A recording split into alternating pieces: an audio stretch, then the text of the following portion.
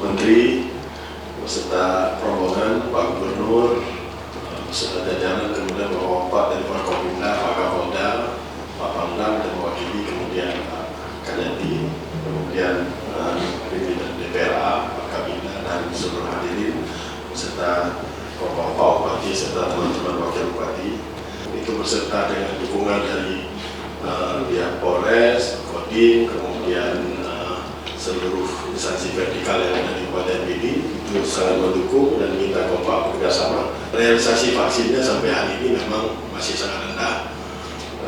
Hari ini realisasi persediaan vaksin atau realisasi menyuntikkan vaksin, Pak? Suntiknya, suntik. Kalau stok vaksin ada. Alhamdulillah kami kebetulan ini kan 2 jam dari Banda Aceh. Kadis Kesehatan Provinsi begitu agak sedikit kurang, kita langsung dikirim.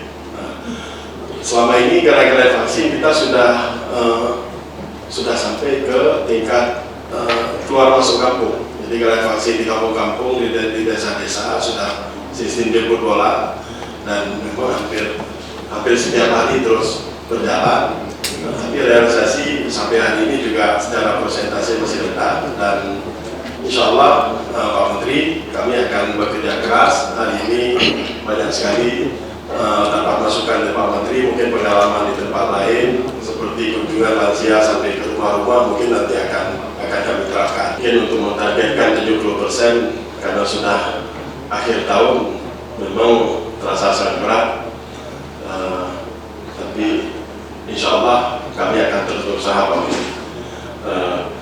Mohon dukungannya. Kalau provinsi selama ini sering juga Pak Sekda turun ke kabupaten termasuk ke PD dan kami selalu dikasih yel kalau berkumpul untuk vaksin. Kalau yel Pak Sekda, kalau kita sebut vaksin, rame-rame kita jawab tolong.